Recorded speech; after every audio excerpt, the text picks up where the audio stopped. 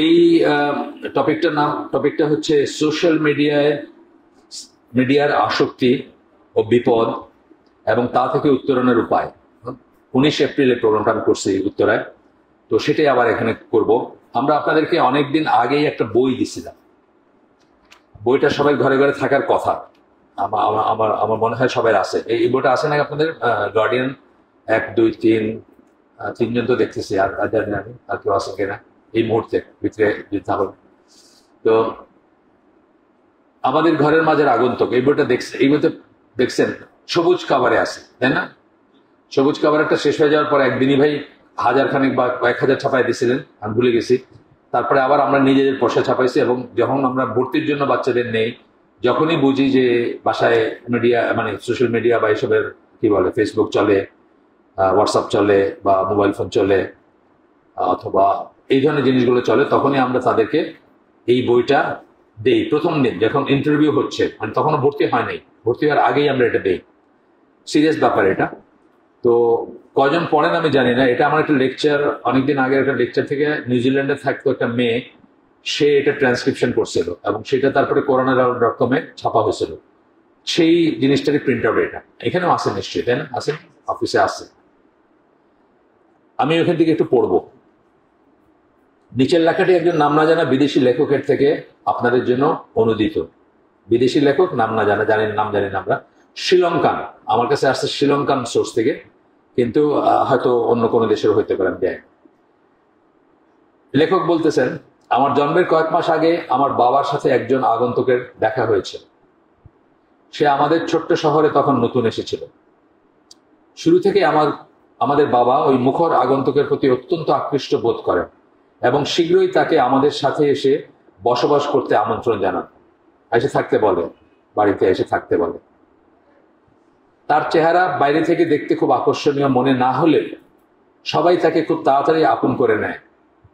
এবং কয়েক মাস পর পৃথিবীতে যখন আমার আগমন ঘটলো, মানে এই লেখক যিনি, উনি এই আগন্তুক তাদের বাড়িতে আশ্রয় নেওয়ার কয়েক মাস পরে তার জন্ম হচ্ছে। আগন্তুক মানে আপনারা জানেন তো, অপরিচিত জন। তখন আর সবার সাথে সেও আমাকে স্বাগত জানালো। আমি যখন বড় হচ্ছিলাম তখন কখনো বাড়িতে এই আগন্তুকের অবস্থান নিয়ে মনে কোনো প্রশ্ন জাগেনি, খুব ন্যাচারাল নর্মাল ছিল। আমাদের গ্রামের বাড়িগুলোতে অনেক সময় থাকে না যে একটা লোক, আমার নানির বাড়িতে ছিল একজন ভদ্রলোক, সোজা বাংলায় বলে চাকর আর কি, কিন্তু বয়স্ক। ওনার বাবা মার কোনো পরিচয় নাই, কোথায় থেকে আসছে ভাইসা, মানে রাস্তায় পায়ে কুড়ায় নিয়ে আসছে বা এই ধরনের কোনো একটা স্টোরি ছিল। কেউ বলারও করতো না উনি এখানে আসে, কারো কাছে এটাকে অস্বস্তি লাগতো না, কোনো মানে মানে কি বলবো, মানে খুব মানে সমস্যা মনে হইতো না কারো কাছে, এরকম ব্যাপার আর কি। আমার কচি মনে পরিবারের সকল সদস্যের জন্য এক একটা আসন ছিল। আমার 5 বছরের বড় ভাই ইউসুফ ছিল আমার জন্য অনুসরণীয় উদাহরণ। আমার ছোট বোন সাদিয়া আমার খেলার সাথী ছিল। সে আমাকে বড় ভাই হওয়ার যোগ্যতা দান করে এবং মানুষকে খেপানোর বিদ্যা অর্জনে সহায়তা করে। সাধারণ একটা ঘরের সিন উনি তুলে ধরছেন। আমার বাবা মা ছিলেন সম্পূরক পরিপূরক শিক্ষক। সম্পূরক পরিপূরক খুব ইম্পর্টেন্ট একটা কথা। কমপ্লিমেন্টারি সাপ্লিমেন্টারি বলি আমরা, মানে একজন যেটা করেন না আরেকজন সেটা করেন। ধরেন কেউ কোরআন পড়ান আর একজন বিজ্ঞান পড়ান, মানে এই ধরনের ব্যাপারগুলো আসে। সম্পূরক পরিপূরক শিক্ষক। মা আমাকে আল্লাহকে ভালোবাসতে শেখান, আর বাবা শেখান কি করে আল্লাহর আনুগত্য করতে হয়। ঠিক আছে, কিন্তু ওই আগন্তুক আমাদের গল্প শোনাতো। সে অদ্ভুত সুন্দর সব হৃদয়গ্রাহী গল্প বানাতে ও শোনাতে পারত। অ্যাডভেঞ্চার, রহস্য, কমেডি, আরো কত কি, এসবই ছিল তার দৈনন্দিন সংলাপ। প্রতিদিন বিকালে সে আমাদের গোটা পরিবারকে ঘন্টার পর ঘন্টা তার শ্রোতা হিসাবে ধরে রাখতে পারত। আর সপ্তাহান্তে আমাদের জেগে থাকা সময়ের প্রায় সবটুকু সেই নিয়ে নিত। সপ্তাহান্তে ছুটি সবাই, সেই সময়টা সব সময়টা সেই নিত, তার গল্প শুনতেই সময় চলে যেত। আমি যদি রাজনীতি, ইতিহাস অথবা বিজ্ঞান সম্বন্ধে কিছু জানতে চাইতাম, সে তা জানাতো। সে অতীত সম্বন্ধে জানতো এবং মনে হতো যে বর্তমান সম্বন্ধেও তার সম্যক জ্ঞান রয়েছে। সে এমন সব জীবজন্তুর ছবি আঁকতে পারত যে আমি প্রায় সেগুলো দেখে, মাফ করবেন, জীবজন্তু না, জীবন্ত, ভুল করছি আমি। সে এমন সব জীবন্ত লাইভলি ছবি, প্রায় জীবন, মানে জীবনের মতোই আর কি ছবি, কিন্তু লাইভ বা লাইভ জীবন্ত ছবি আঁকতে পারতো যে আমি প্রায় সেগুলো দেখে কাঁদতাম অথবা হাসতাম। সে আমাদের গোটা পরিবারের একজন বন্ধুর মতো ছিল।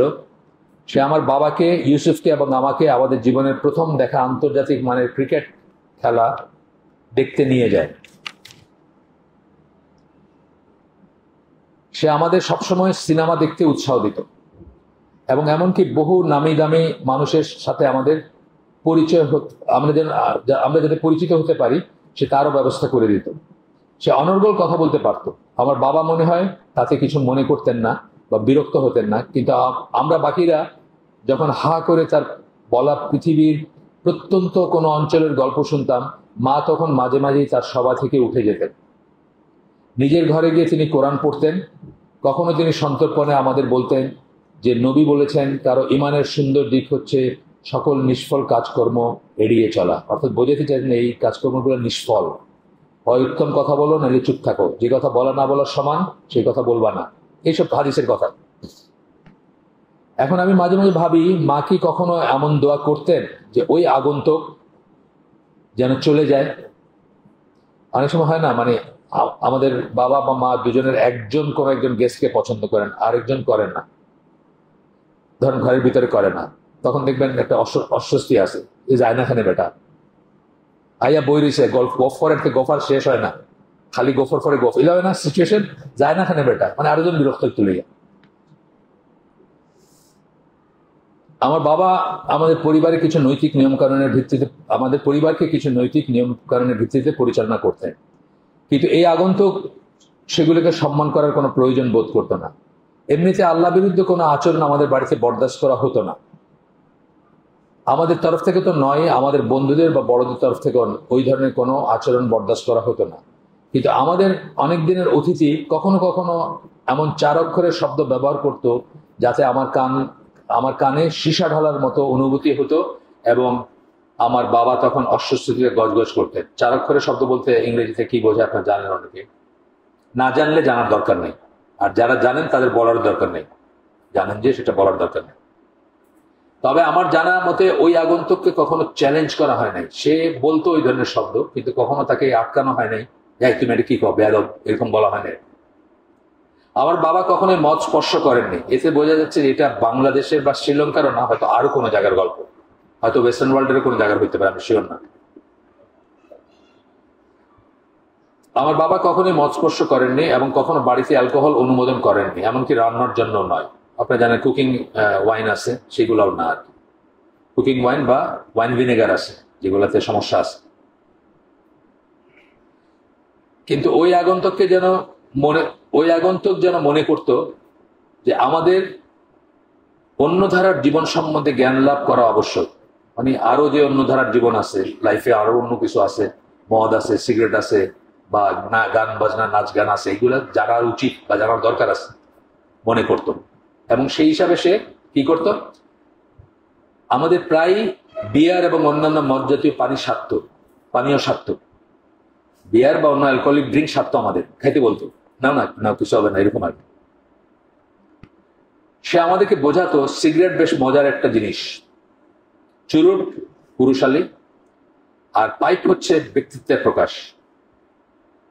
সে খোলামেলাভাবে যৌনতা নিয়ে কথা বলতো, তার মতামতগুলো ছিল চাচা ছোলা, মানে একদম র আর কি, কখনো ইঙ্গিত বহ আর প্রায়শই বিব্রতকর। বাপার সামনে বসে পোলাপান দেখতেছে বা শুনতেছে তার কথা, কিভাবে রশি রশি মেয়েদের সাথে আলাপ জমানো যায় তাও সে আমাদের শিখিয়ে দিত। এগুলো আমরা পরে আলাপ করবো, এগুলো নিয়ে খুঁটিনাটি নিয়ে। আমি এখন বেশ বুঝতে পারি যে নারী পুরুষের সম্পর্কের ব্যাপারে আমাদের মনে প্রতীত প্রাথমিক ধারণাগুলো তার দ্বারা প্রভাবিত ছিল, মানে তার কাছ থেকে আমরা শিখছি যে ছেলে মেয়েদের সম্পর্ক কি, নারী পুরুষের সম্পর্ক কি, এগুলা।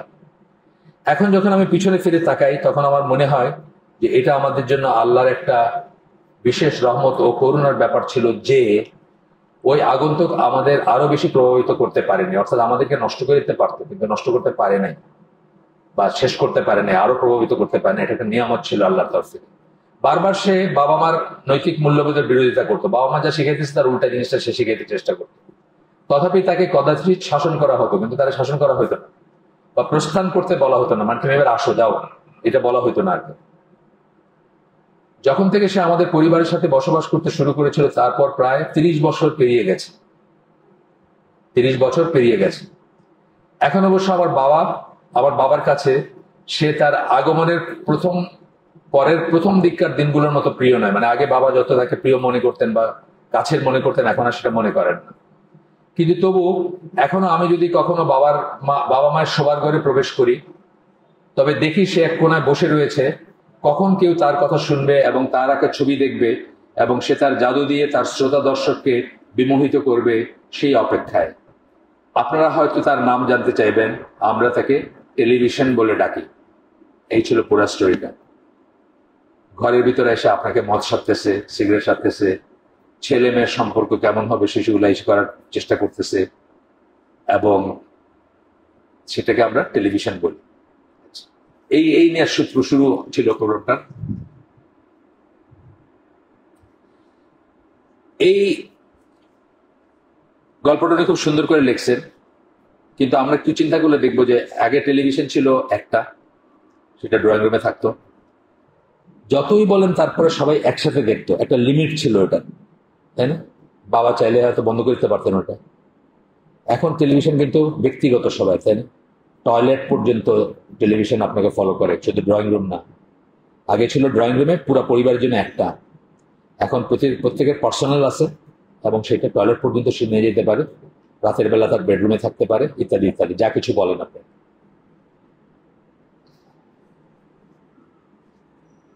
এখানে কিছু কিছু জিনিস আছে যে আপনার, আমি যেহেতু ওইখান শিটটা থেকে পড়ছি,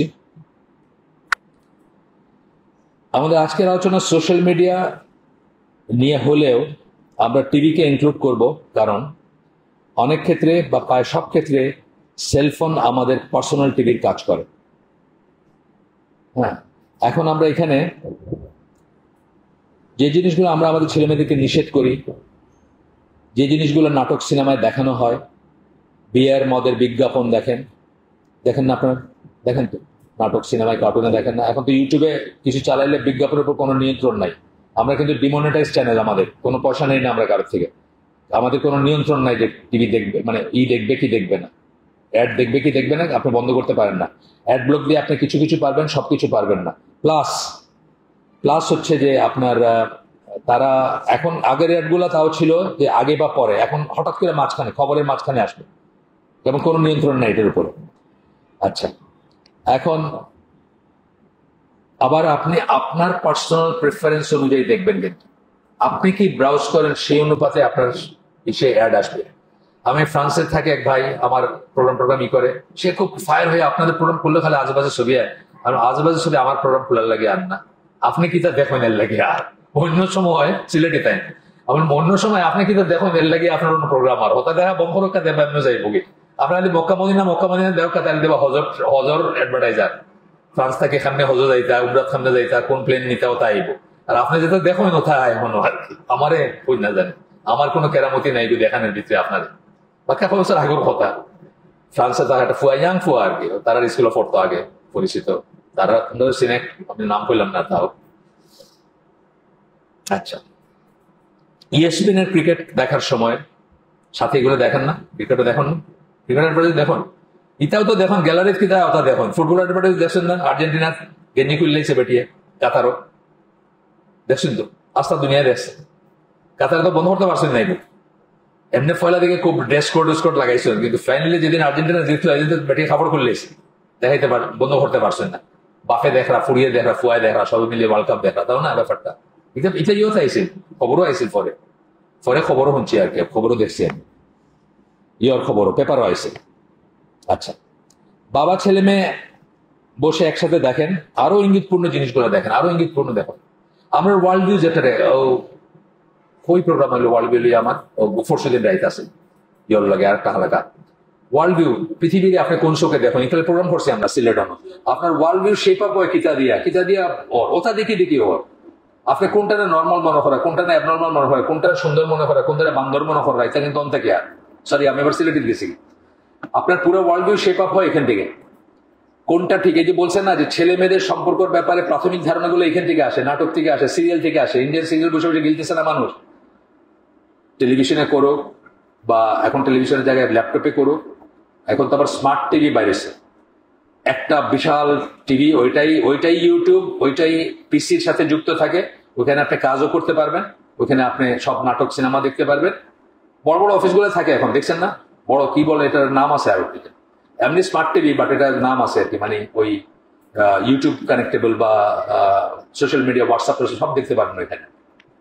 আরো ইঙ্গিতপূর্ণ জিনিস দেখেন, এখানে যা যা যা যা বলেছে তার একটা কথাও মিথ্যা না। যা যা উনি বলছেন প্রত্যেকটা সত্যি কথা। সিগারেট অ্যাডভার্টাইজ থাকে কোথাও, এখন সিগারেট অ্যাডভার্টাইজ থাকে না, মদের অ্যাডভার্টাইজ থাকে।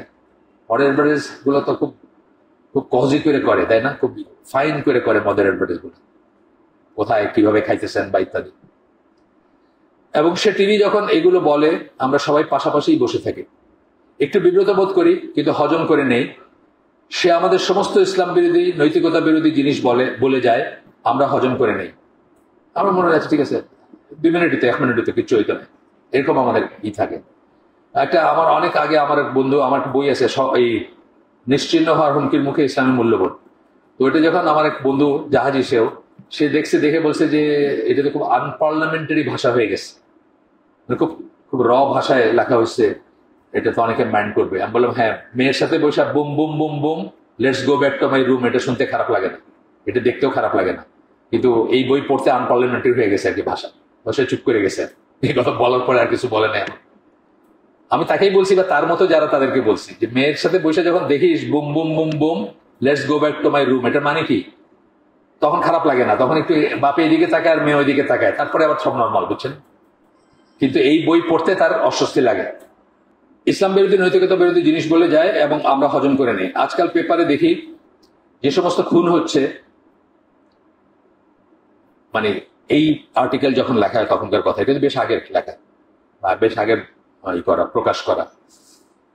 এগুলো নাকি সমকালীন সিরিয়াল গুলোর উপযোগ্য, সিরিয়াল গুলোর থেকে আসে এগুলো, ক্রাইম যেগুলো হয়। জাস্ট 20 বছর আগের একটা নিউজ পেপার বাইর করেন আপনি, পাওয়া যায়, আর্কাইভ পাওয়া যায়, কিন্তু 20 বছর আগের একটা নিউজ পেপার বাইর করেন, পরকীয় শব্দটা একবারও দেখবেন না এখানে। আজকে ডালবাত হয়ে গেছে না? শুধু ডালবাত হয় না, সিলেট হচ্ছে পরকীয়তে হাইয়েস্ট। তার কারণ হলো সব তো লন্ডনে, London, Belgium, Italy, illegal, legal, Libya, দুই চার বইতে কিতা করতেন। সিলেট হচ্ছে পরকীয় হাইয়েস্ট। এটা কিন্তু আমার কথা না, আমি সিলেটের, আমি নিজে সিলেটি, আমার সিলেটের কাছে কোনো বিদ্বেষ নাই, এটা হাকিকত। খারাপ লাগলে এটা শুনতে হবে, কারণ এটাই হাকিকত, এটাই ঠিক। বাংলাদেশে পেপার খুললে কে কার স্বামী বা স্ত্রীকে মারল, পরকীয়া প্রেম, এগুলো দেখা যায়। তখনকার কথা, এটা বেশ আগের, এটা 10 বছর 15 বছর আগের। এটাই বলা হয়েছে এই লেখায়। আসুন আমরা এখন আমাদের মূল আলোচনায় যাই। মূল আলোচনায় যাওয়ার আগে আমি 2টা ডেফিনেশন পড়বো। ডেফিনেশন মানে এই 2টা কথা আপনাদের জানা উচিত, কারণ এগুলো আসবে এরপরে। এই হালাকাটা আমি আগেই বললাম যে হয়তো একবারে আমরা শেষ করতে পারবো না, হয়তো একবারে পারবো না শেষ করতে, বা একদিনে, দরকার হলে আমরা 2 দিনই করবো। বাট আমরা ডেফিনেশনটা দেখি ইসে যাওয়ার আগে, মানে আরো আলোচনা যাওয়ার আগে 2টা ডেফিনেশন দেখবো। প্রথমটা হচ্ছে সোশ্যাল মিডিয়া বলতে আমরা কি বোঝাই। সোশ্যাল মিডিয়া, যেটা এটারই যেহেতু refers to digital platforms and technologies that enable users to create, share and interact with content and with each other. এমন ডিজিটাল প্ল্যাটফর্ম বা টেকনোলজি যেগুলো দিয়ে আপনারা সৃষ্টি করতে পারবেন, তৈরি করতে পারবেন, কন্টেন্ট শেয়ার করতে পারবেন, ইন্টারেক্ট করতে পারবেন, একে অপরের সাথে মন্তব্য করতে পারবেন, কথা বলতে পারবেন ইত্যাদি, and with each other in virtual communities. Virtual community থাকবে, সেখানে করবেন। উদাহরণ দিব আমি পরে।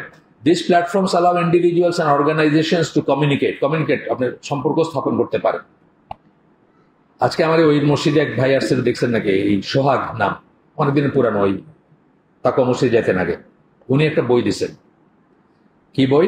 হিন্দুত্ববাদীরা বাংলাদেশের মেয়েদেরকে ধর্ষণের জন্য সিলেক্ট করে তাদেরকে বলে যে আমার ইসলাম খুব ভালো লাগে, আপনার কাছ থেকে আমি ইসলাম শিখতে চাই, আমি ধর্মান্তরিত হইতে চাই। তো মহিলা তো গইলে গেলেন, তারপরে প্রেম প্রীতি, তারপরে বিছনা, তারপরে শেষ।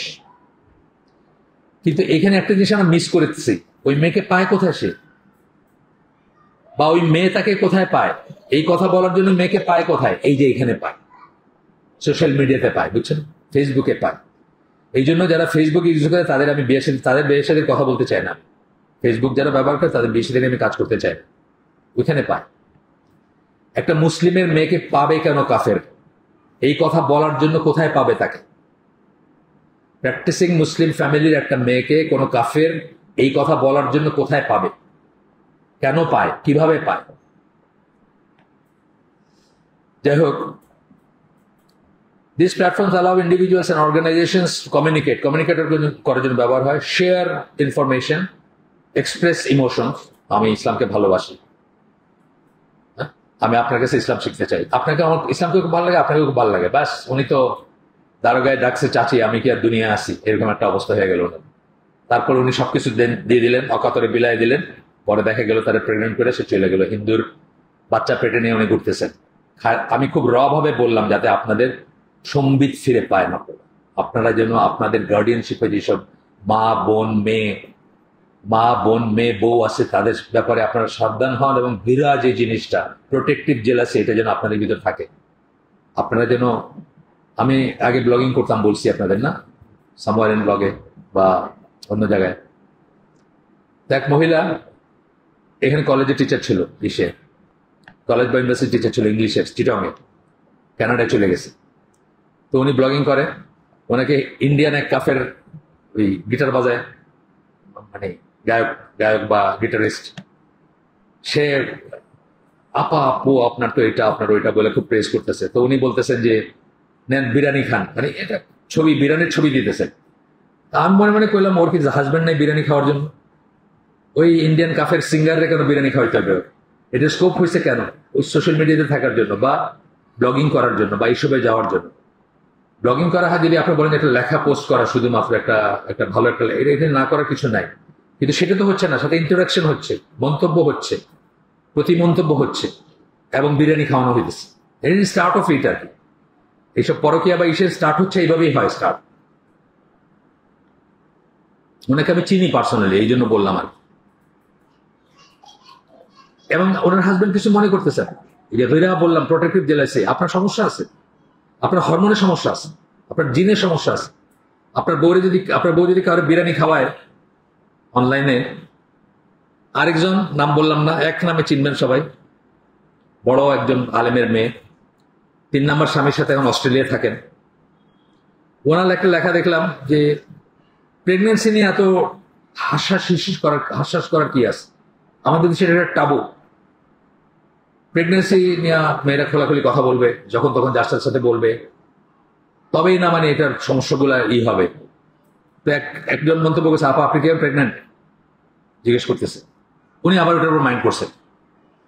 কথা বুঝছেন? মানে এই যে জিনিসগুলো, এইগুলো কিন্তু একদিনে হয় না, আস্তে আস্তে আস্তে আস্তে এগুলো বাড়তে থাকে, এবং বাড়ার পরে কোনো লিমিট থাকে না এগুলো। এরপরে বলতেছেন,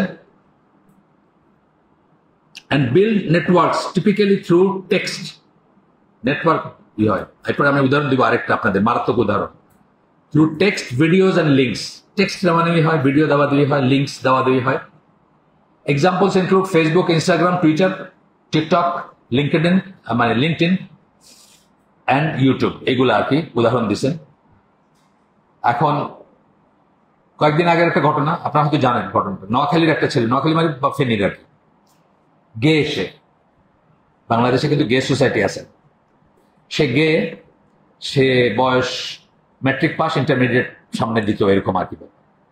তাদের একটা কমিউনিটি আছে ফেসবুকে, সেখানে যোগাযোগ হয়ে সে ঢাকায় চলে আসছে তাদের ভাইদের সাথে থাকতে আর কি।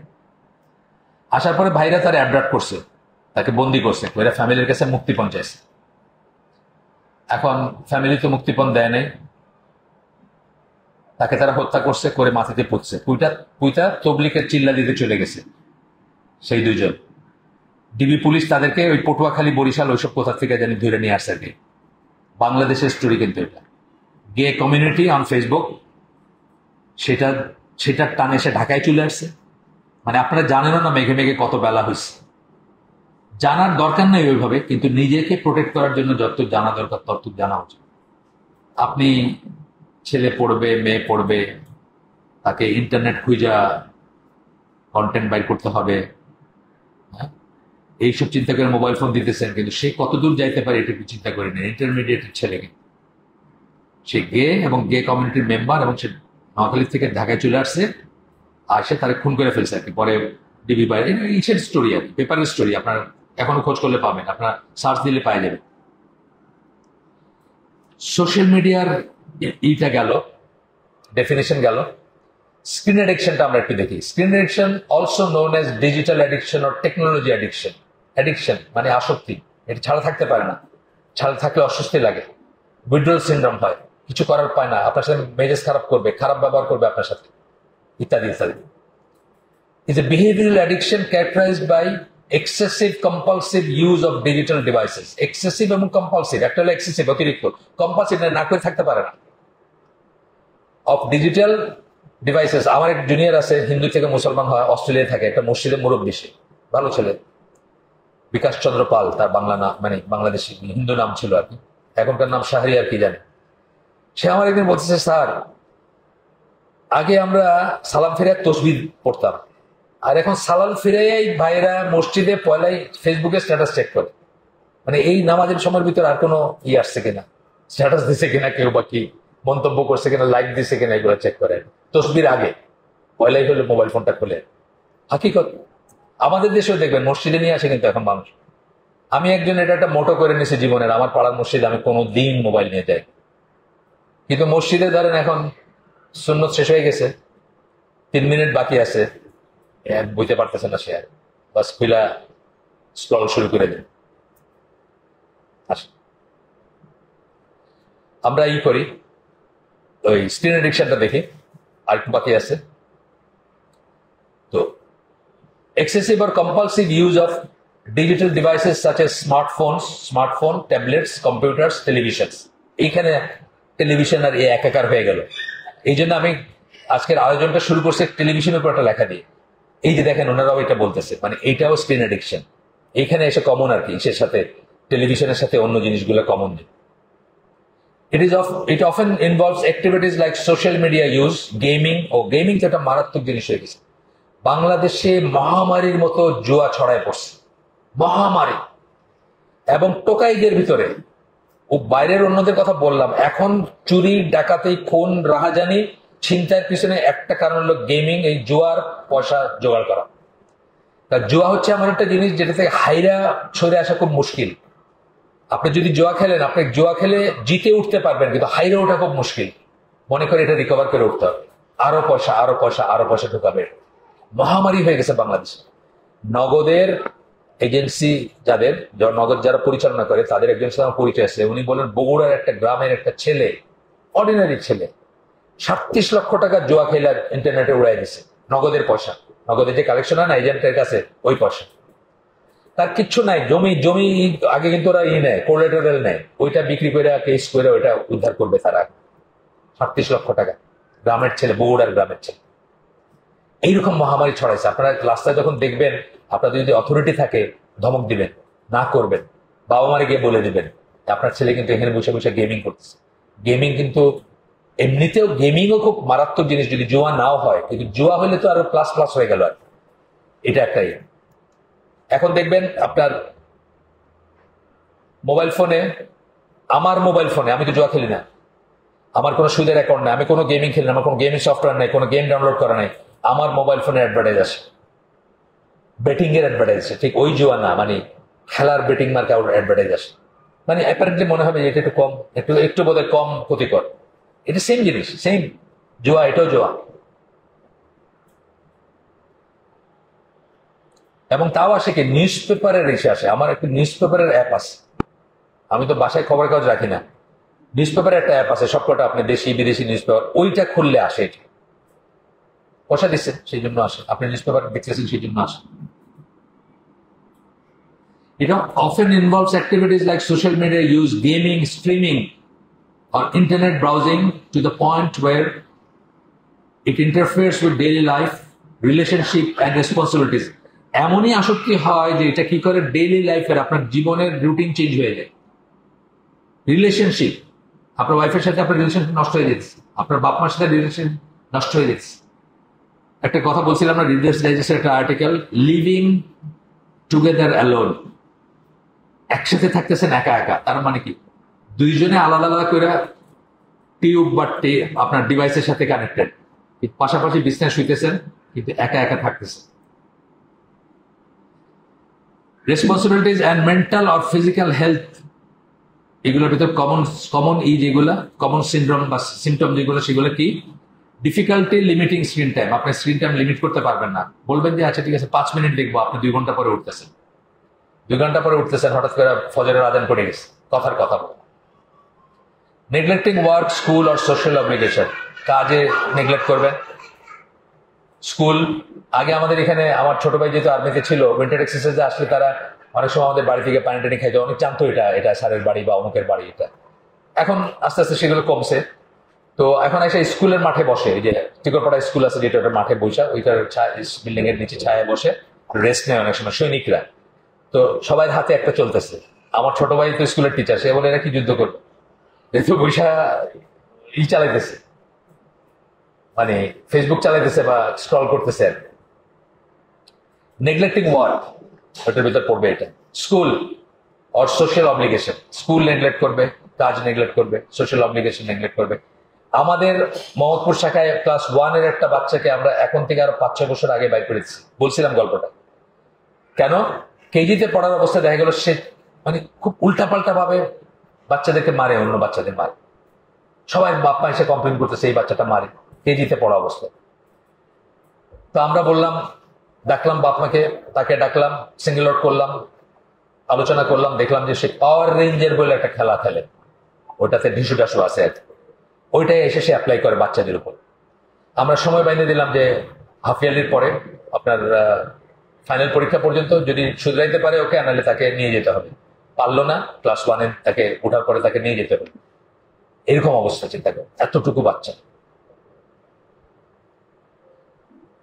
Withdrawal syndrome when not using screen। Withdrawal syndrome হয় যে বললাম, মেজাজ খারাপ হবে, মাথা ব্যথা করবে, এদিক ওদিক তাকাবে, মিসবিহেভ করবে আপনার সাথে।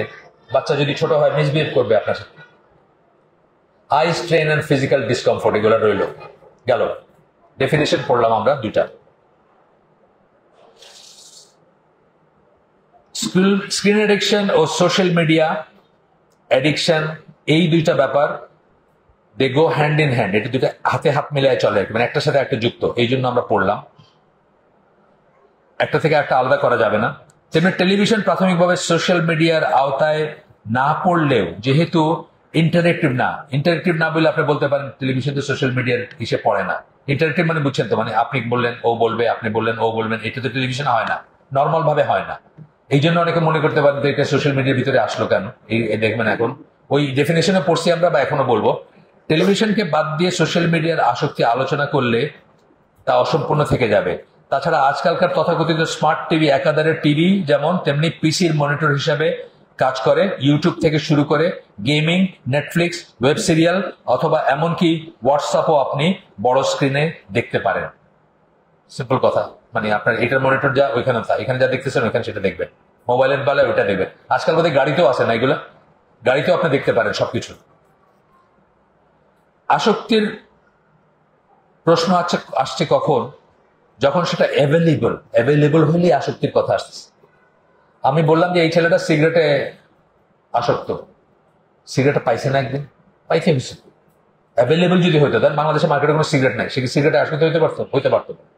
এই জন্য ইসলামে কিন্তু একটা জিনিস বলা হয় যে আপনার স্কোপই থাকবে না। স্কোপ থাকবে, তারপরে আপনি দারোগাগিরি করবেন, এটা হবে না ইসলামে, বুঝছেন। আমি আপনাদের গল্প দুটা, যেহেতু আমরা পুরোটা শেষ করতে পারবো না আজকে, যে গল্প বলি। একটা হচ্ছে যখন আমি প্রথম বই লেখালেখি করি, বা আমরা একটা পাবলিকেশন ছিল আমাদের সরণী প্রকাশনী, আপনারা হয়তো কেউ দেখছেন, বই ছিল আগে, বন্ধ হয়ে গেছে, বন্ধ করে দিচ্ছি আমরা। ওই বইগুলো আমরা সবুজ উদ্যোগকে দিয়ে দিচ্ছি, সবুজ উদ্যোগ পাবলিশ করে। আমরা ওই বইগুলো ওই সময় হালকা টালকা হলে নিতাম, বিক্রি করতাম কোথাও, কাউকে দিয়ে দিতাম, বিক্রি করে পয়সা দিয়ে। তো একদিন আমি ওই জামাতে ইসলামের একটা অঙ্গ সংগঠন আছে কোরআন শিক্ষা সোসাইটি, ওদের স্পিকার ছিলাম আমি। ওই দিন আমার ড্রাইভার সাহেব নিয়ে গেছেন, নিয়ে ওদের পিয়নকে দিচ্ছেন বইগুলা, পিয়ন ওগুলো বিক্রি করছে। আমার তো ওই সভা ছিল ওইখানে। তারপরে আমি আর ওগুলো পয়সাটা বুঝে নেই নাই।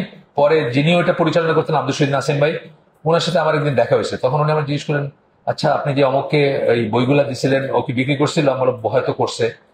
পয়সা নিয়েছেন বুঝে? আমি বললাম না তো নেই, এইটাই তো ভুল করছে। পয়সা নেবেন অলওয়েজ সাথে সাথে নিয়ে নেবেন। কেন? বলতে আপনি তাকে অসৎ হইতে প্ররোচিত করতেছেন।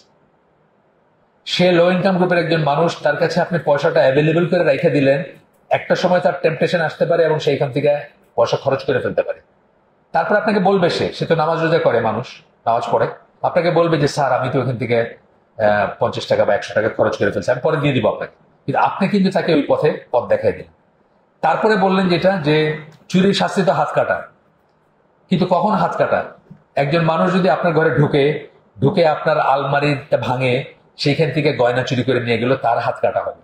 কিন্তু আপনি আপনার 500 টাকার নোট ভর্তি মানিব্যাগ রেখে দিয়েছেন টেবিলের উপরে, কাজের মেয়েকে আপনি 40 বার ঘরে পাঠাইছেন কাজ করতে, যাইতে আর আসতে, সে ওইখান থেকে একটা নোট বাইর করে নিলে এই জন্য তার হাত কাটা যাবে না, বিকজ আপনি তাকে টেম্পট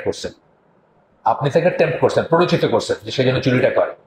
তো ইসলামের ব্যাপারটা হচ্ছে এখানে স্কোপই থাকবে না। এবং এখানে পাড়ায় পাড়ায় বার থাকবে, স্ট্রিট বার থাকবে, নাচ গানের অনুষ্ঠান থাকবে, আর আমরা চিন্তা করবো আমাদের যুবকরা ওইখানে যাবে না। না, এটা না, ইসলামী সমাজে এটা থাকবেই না, স্কোপই থাকবে না, অ্যাভেলেবিলিটি থাকবে না। সমাজ তো আর আমরা চেঞ্জ করতে পারবো না, কিন্তু আমার ঘরটা তো আমি পারি, সেখানে অ্যাভেলেবিলিটি থাকবে না। এটা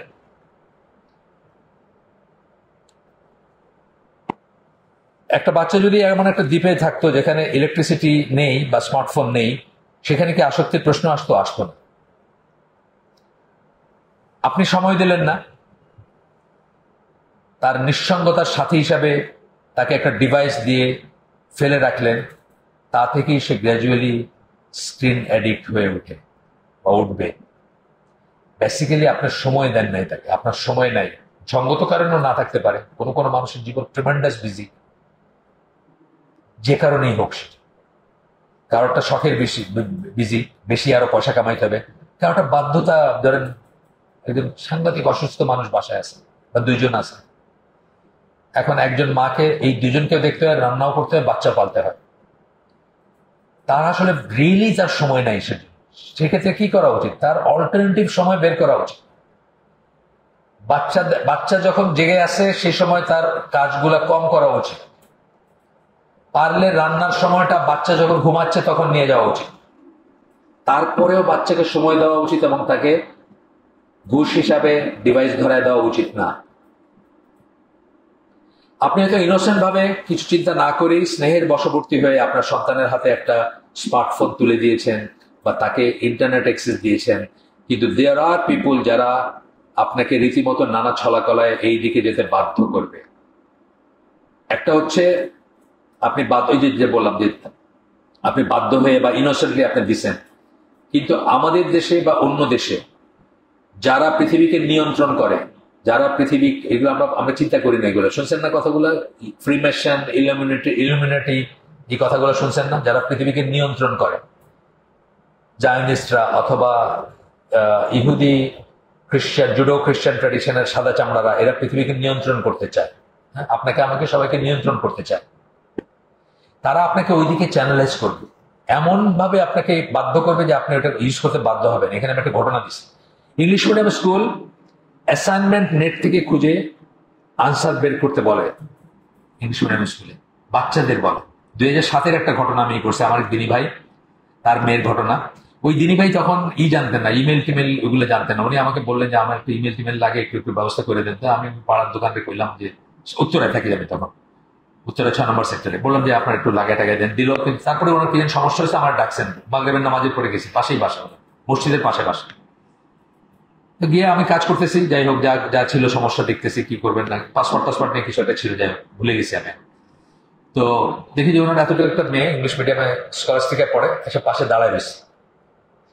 একসময় আমার মনে হলো সে বোধহয় ওয়েট করতেছে আমি কখন শেষ করবো। আমি বললাম, তোমার কি কোনো দরকার আছে এখানে? বলে যে জি। আমি বললাম, কি দরকার? যে আমি একটা জিনিস ব্রাউজ করবো। কি ব্রাউজ করবো, কি খুঁজবা? বলে আমার স্কুল থেকে অ্যাসাইনমেন্ট দিচ্ছে, স্কলাস্টিকে থেকে 1 আর 2-তে পড়ে, হার্ডলি স্ট্যান্ডার্ড 1, স্ট্যান্ডার্ড 2, আমি জানি না, মনে নেই। কি দিচ্ছে তোমাদের? কি অ্যাসাইনমেন্ট দিচ্ছে? ক্রিশ্চিয়ানা রসেটি বলে ইটালিয়ান বর্ন ইংলিশ কবি আছেন, একজন কবিনী মহিলা, তার জীবনী বাইর করতে হবে ইন্টারনেট ঘেটে। তার মানে কি? দেয়ার আস্কিং ফর ট্রাবল। তাই আজ ট্রাবল তো না, তারা চাচ্ছে আপনার বাচ্চা যেন এক্সপোজ হয়, আপনার বাচ্চা যেন এক্সপোজ হইতে তারা চাচ্ছে। বাংলাদেশেও কিন্তু সেম সিস্টেম চলতেছে। বাংলাদেশের ইউনিভার্সিটি গুলো, আমার ভাতিজা আছে ইউনিভার্সিটিতে, ওই অ্যাসাইনমেন্ট তো রুটিন তো কবে আপনার টিউটোরিয়াল, কবে পরীক্ষা, এগুলো নাকি ফেসবুকে দেয় ইউনিভার্সিটি থেকে, পাবলিক ইউনিভার্সিটি। আমি একদিন উত্তরা থেকে একটা হালাকা করতাম 11 নম্বর সেক্টরের এসে, সপ্তাহে একদিন যেতাম, 2 সপ্তাহ পর একদিন যেতাম, সপ্তাহে না 2 সপ্তাহ পর যেতাম। রাস্তায় আমার 3-4 ঘন্টা সময় কাটতো, তখন এখন বন্ধ করে দিচ্ছে ওই জন্য, মানে এত সময় লাগে। যদিও এখন এক্সপ্রেসওয়েটা হওয়াতে সময় কমছে, কিন্তু তার আগে পর্যন্ত কোভিড এর সময় বন্ধ হয়ে গেছে আর চালু হয়নি। 11 নম্বর সেক্টরে মসজিদ, তো রাস্তায় অনেক সময় লাগতো। আমি একদিন গভর্নমেন্টের শুনতেছি, এফএম শুনতেছি, একটা নাটিকা টাইপের চলতেছে, এটা মোটিভেশনাল আর কি।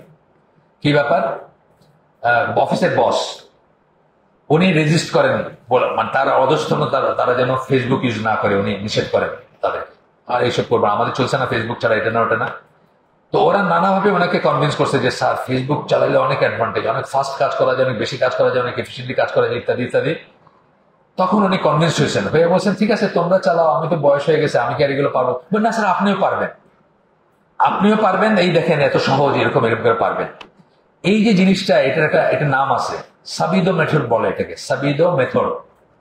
এটা হলো আপনি প্রথমে এগুলো টেলিভিশনের নাটকে, সিনেমায় বা সোশ্যাল মিডিয়ায় আপনি কি করবেন, একটা নাটক মার্কা বা একটা স্টোরি মার্কা লিখবেন। স্টোরিতে দেখা যাবে যে জিনিসটা আপনি প্রিচ করতে চান ঠিক তার উল্টা একটা রিয়েকশন হবে প্রথমে মানুষের, না না এগুলো তো করা যাবে না। তারপরে আপনি ওই নাটকের ভিতরেই তাকে কনভিন্স করবেন, যে বলছিল এগুলো করা যাবে না সেই এক সময় বলবে বাহ এটা তো চমৎকার, এটা তো করা উচিত, এবং সে সহ বাকি শ্রোতারা এটা করতে শুরু করবে। আসিলাম বোকা হইলাম বুদ্ধিমান, শোনেন না এগুলো? শুনছেন? আপনি শুনছেন না? আপনি শোনেন নাই? আসিলাম বোকা হয়েছে বুদ্ধিমান, শুনছেন না? আগে 15-20 বছর আগের কথা। আসিলাম বোকা, জন্ম নিয়ন্ত্রণ জানতাম না, এখন জানতেছি হইলাম বুদ্ধিমান। প্রথমে রেজিস্ট করছে, না কি কবে এগুলা কি আল্লাহ বিরুদ্ধ জিনিস, এটা না ওইটা না, বুঝায় টুঝায় অনেকক্ষণ পরে তারপরে আপনি বলুন ও তাই তো, আসিলাম বোকা হইলাম বুদ্ধিমান। ঠিক এটাকে বলে সাবিদো মেথড, মানে উল্টা জিনিসটা আপনাকে পয়লা দিয়ে বলাবে, যে সেন্ট্রাল ক্যারেক্টার নাটকের, সিনেমার বা একটা মানে নাটিকার, সে খুব রেজিস্ট করবে। তারপরে যখন তাকে বোঝাবে সে কনভিন্স বলবে আরে তাই তো, এটা তো আগে মাথায় আসে নাই। তারপর কি আপনি শ্রোতা যারা তারা হোলসেল করবেন। এটা দিয়ে মেক্সিকোর পপুলেশন বুম কমাই দিছিল, এই ধরনের নাটক করে টিভিতে আর কি। মানে প্রাইজ পাইছে মেক্সিকো এজ এ কান্ট্রি। কত সালে আমি আপনাদের বলতে পারবো, সে সাবিদো মেথড দিয়ে প্রাইজ পাইছে তারা 83 বা এরকম কোনো দিকে। তারা জাতীয় পর্যায়ে প্রাইজ পাইছে যে এই জনসংখ্যা নিয়ন্ত্রণের জন্য।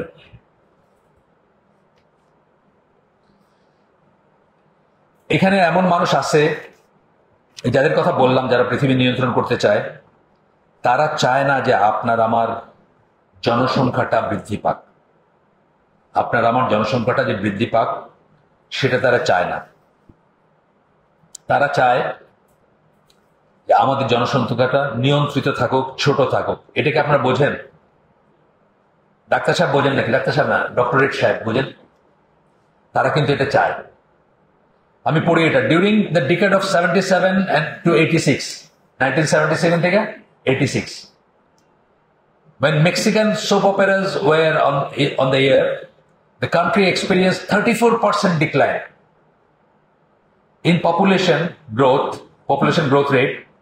As a result, in May 1986, the United Nations Population Prize was presented to Mexico as the foremost population success story in the world.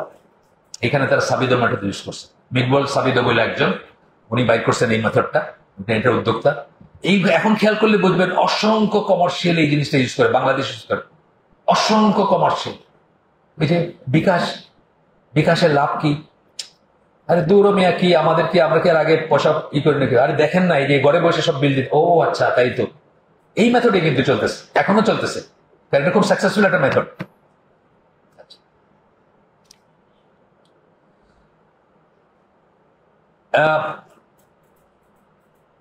ক্রিশ্চিয়ানের রসেটি, Italian born English কবি, 1830 থেকে 1894 পর্যন্ত ওনার লাইফ টাইম।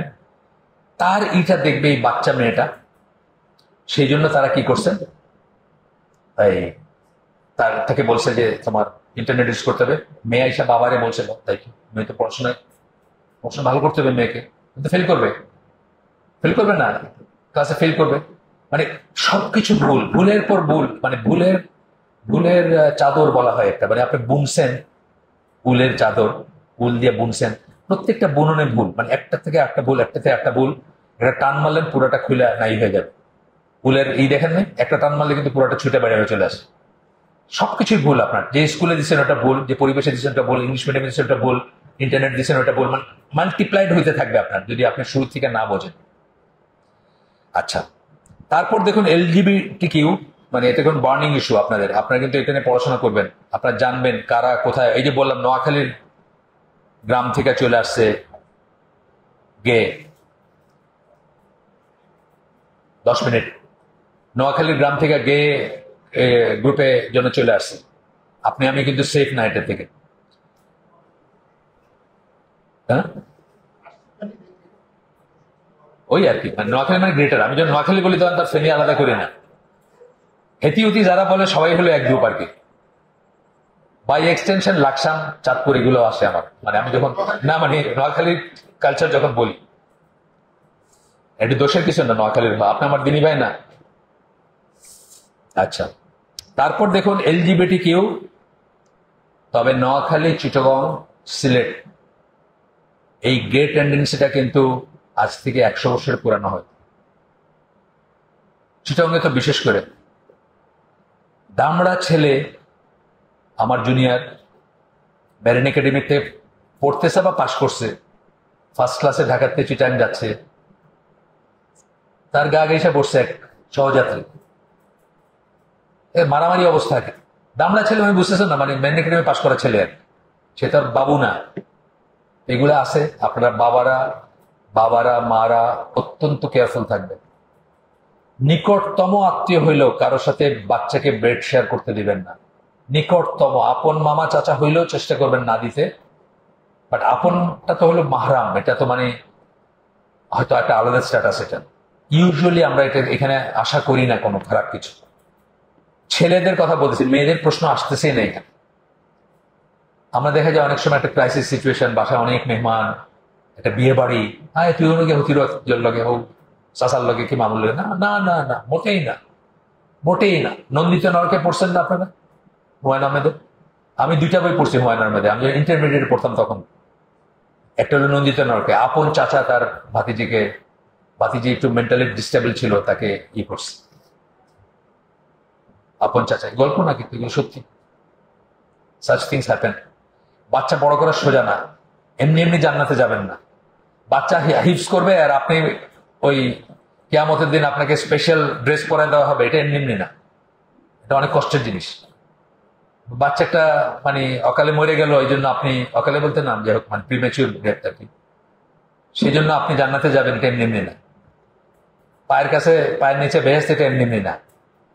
3বার মা, তারপরে 1বার বাপ, এগুলো এমনি এমনি না। সবকিছুর পিছনে কারণ আছে, স্যাক্রিফাইস আছে।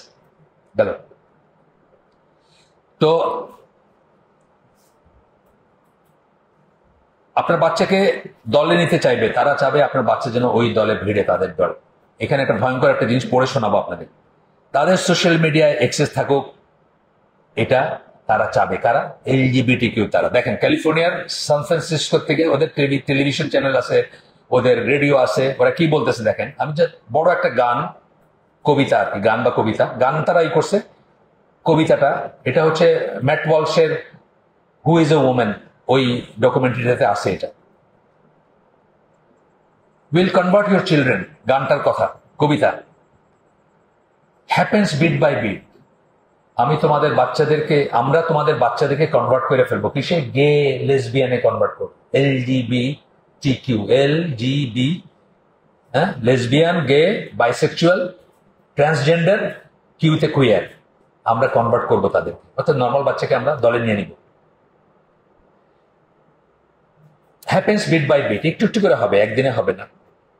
Quietly and certainly, and you will barely notice it. সন্তর্পণে, সূক্ষ্মভাবে, কিন্তু তুমি নোটিসই করবা না যে চেঞ্জ হয়ে যাচ্ছে। ওই যে ফেনী বা নোয়াখালী যে ছেলেটার কথা বললাম, তার বাবা মার কল্পনার ভিতরেও নাই যে সে এই ক্লাবের মেম্বার। মুক্তিপণটা যখন চাইছে, তারপরে তারা ইনভেস্টিগেট করে বাইরেছে যে এই ব্যাপার। পুলিশে তো এগুলো জানতে পারে, কার সাথে কার কমিউনিকেশন হয়েছে, হোয়াটসঅ্যাপ মেসেজ হয়েছে, কি হয়েছে না হয়েছে ইত্যাদি থেকে। আচ্ছা, আমি সব পড়লাম না, আমি একদম স্কিপ করে শেষে চলে যাচ্ছি, একদম লাস্টে চলে যাচ্ছি, একদম লাস্ট 4টা লাইন বা লাস্টের দিকে চলে যাচ্ছি। We are coming for them. We are coming for your children. The gay agenda is coming home. The gay agenda is here. আমরা আসতেছি তোমাদের বাচ্চাদের জন্য, আমরা তোমাদের বাড়িতে আসতেছি। বাড়িতে আসবে কেন? দরজা খুলে দিবেন আপনি? না, এই যে মোবাইল ফোন, ট্যাব, আপনার ল্যাপটপ, এগুলোর মাধ্যমে আসবে বলতেছে। The gay agenda is coming home, the gay agenda is here. Gay agenda আসতেছে তোমাদের বাসায়, এবং এটা এটা বাস্তব। মাঝখানে আর অনেক কথা আছে, মাঝখানে আরো কথা আছে। আরো দুটা লাইন পড়ি। And you will be disgusted when they start learning things online. তোমরা ডিসগাস্টেড হয়ে যাবে, ঘৃণা করবা যখন তারা অনলাইন থেকে আস্তে আস্তে শিখতে শুরু করবে আমাদের সম্বন্ধে, মানে গেদের সম্বন্ধে, লেসবিয়ানদের সম্বন্ধে। That you kept far from their side, যেটা তোমরা তাদের দৃষ্টি থেকে সরায় রাখতে চাইছো সারা জীবন, সেটা যখন তারা অনলাইন ইউজ করতে শুরু করবে তখন একটু একটু করে শিখতে শুরু করবে, যেটা আমাদের দেশে চলতেছে। ঠিক আছে, আর 5 মিনিট আছে আমার, পুরাটা একদিন শেষ হবে না, আগে বলছি আমরা। আচ্ছা, আর যারা চাইবে যে আপনার বাচ্চা যেন অতি অবশ্যই এ সমস্ত ডিভাইসে অভ্যস্ত বা আসক্ত হোক, এবং এটাই সবচেয়ে মারাত্মক ব্যক্তি সমষ্টি, যারা চাবে পিরামিডের উপরে যারা বসে আছে, যারা পৃথিবীকে নিয়ন্ত্রণ করে, যারা চাবে যে অবশ্যই আপনার বাচ্চা যেন এগুলোতে আসক্ত হয়।